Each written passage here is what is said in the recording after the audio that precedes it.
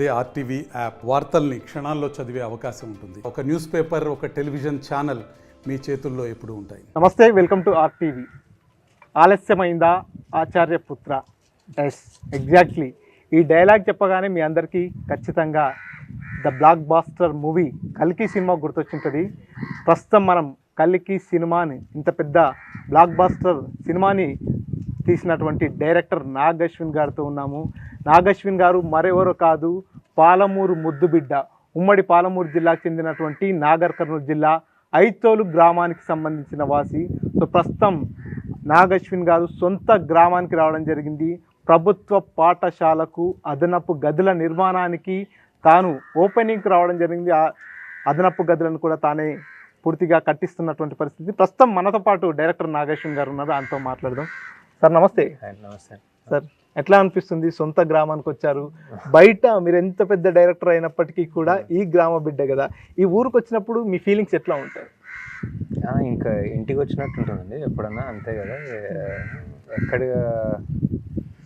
ఎక్కడికి వెళ్ళినా, ఎన్ని ఊర్లు ఎన్ని దేశాలు తిరిగినా ఫైనలీ ఊరికి వచ్చినప్పుడు ఒక ప్రశాంతత, ఒక ఇంటికి వచ్చిన ఫీలింగ్ ఉంటుంది చిన్నప్పటి నుంచి. సో అదే కొంచెం ఎక్కువ హడావిడి అయింది అంతే, బట్ హడావిడి లేకపోతే ఇంకా ప్రశాంతంగా ఉంటుంది. ఎగ్జాక్ట్లీ, ఢిల్లీకి రాదైనా తల్లికి బిడ్డే అన్నట్టు. సో ఆ సామెత గుర్తొస్తుంది. మళ్ళీ ఈ ఊర్లో ఈ ప్రజలందరితో కలిసి కలివిడిగా తిరుగుతున్నారు. ఎక్కడ కూడా ఇంత పెద్ద టాప్ డైరెక్టర్ అనేటటువంటి సీన్ కనిపించట్లేదు. చాలాసేపటి నుంచి మిమ్మల్ని ఫాలో అవుతున్నాం కదా మేము. సో అదంతా కనిపిస్తుంది. ఎట్లా ఉంటారు సార్ విలేజర్స్ మీతో? మీకు వాళ్ళకు ఉన్నటువంటి ర్యాప్ ఎట్లా ఉంటుంది? మామూలుగా అండి, అంటే ఎప్పటి నుంచో చిన్నప్పటి నుంచి వస్తున్నాను. మా ఫాదర్ ఇక్కడే పుట్టారు. ఇప్పుడు వెళ్ళబోయే స్కూల్ కూడా మా ఫాదర్ చదివిన స్కూలే.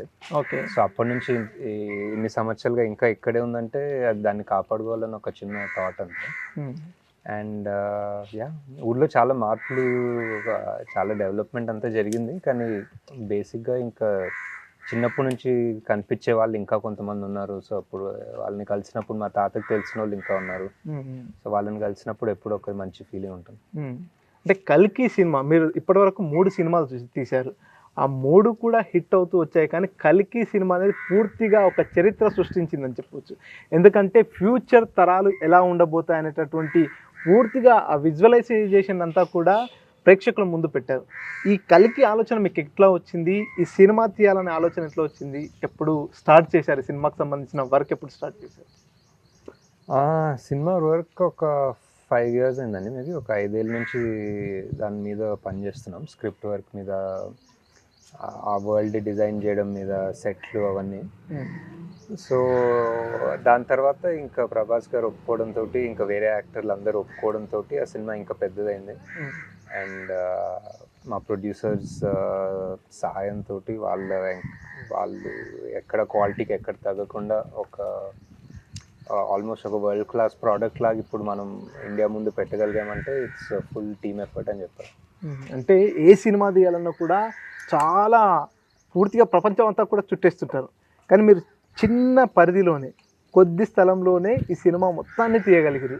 అంటే ఇదంతా ఓన్ ఐడియాలజీనా? మీరే ఇదంతా ప్రిపేర్ చేశారా ఫస్ట్ నుంచి? అంటే ఐడియా నాదే, బట్ చేయాలంటే ఒక ఐడియా ఏముంది, ఒక ఇంట్లో ఒక రూమ్లో కూర్చుంటే ఐడియా వస్తుంది, రావచ్చు, పని చేసుకోవచ్చు. కానీ దాన్ని ఒక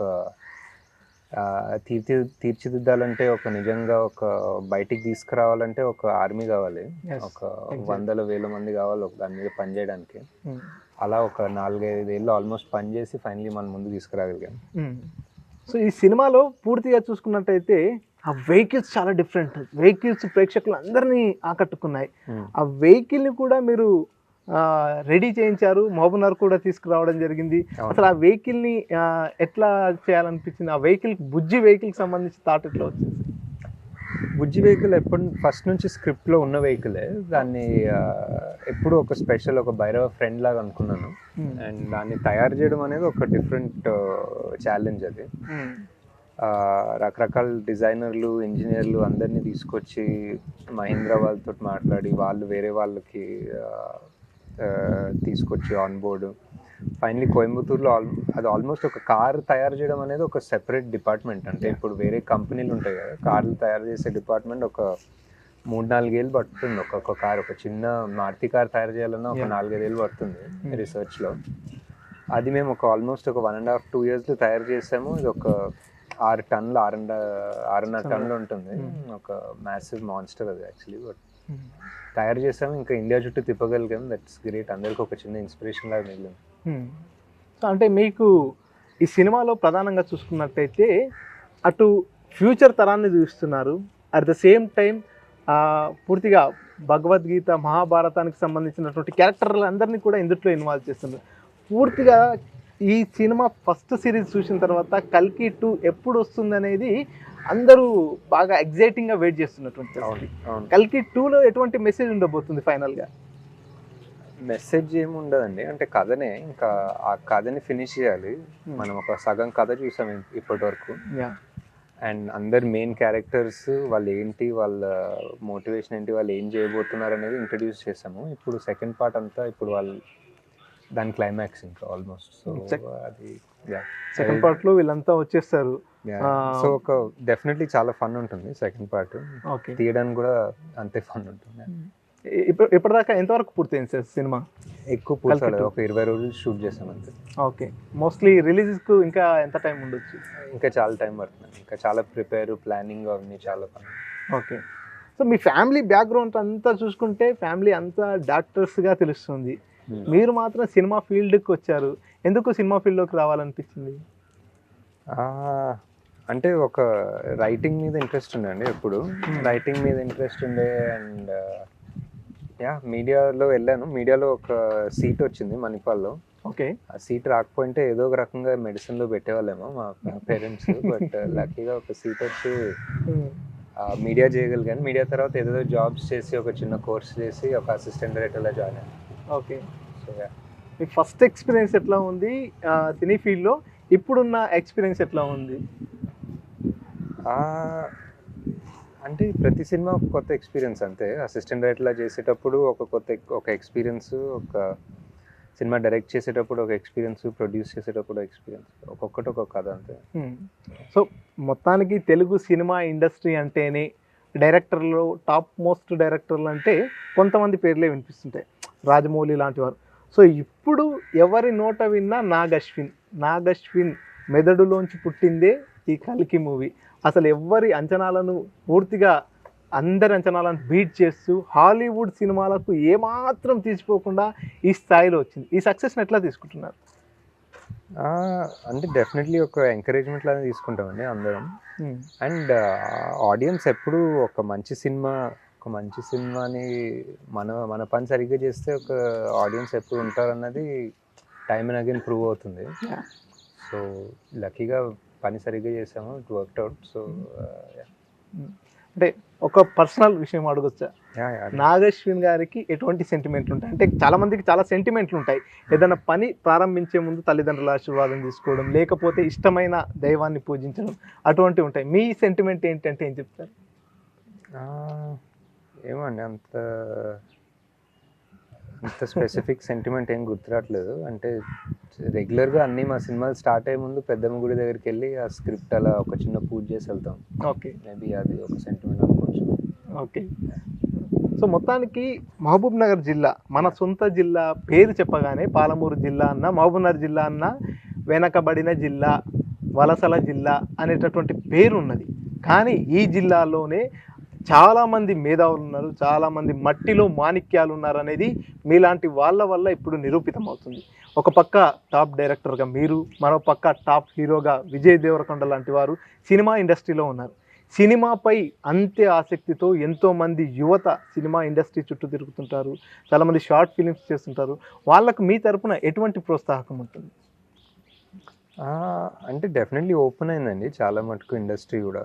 అండ్ హైదరాబాద్లో మేబీ నేను అసిస్టెంట్ డైరెక్టర్గా చేరేటప్పుడు కొంచెం కష్టంగా ఉండేనేమో, ఆపర్చునిటీస్ రావడమో లేకపోతే సినిమాలు అంత ఎక్కువ చేయకపోవడమో అని. ఇప్పుడు వెబ్ సిరీస్ ఎక్కువైపోయాయి, సినిమాలు ఎక్కువైపోయాయి, సో ఆపర్చునిటీస్ కూడా చాలా పెరిగిపోయాయి.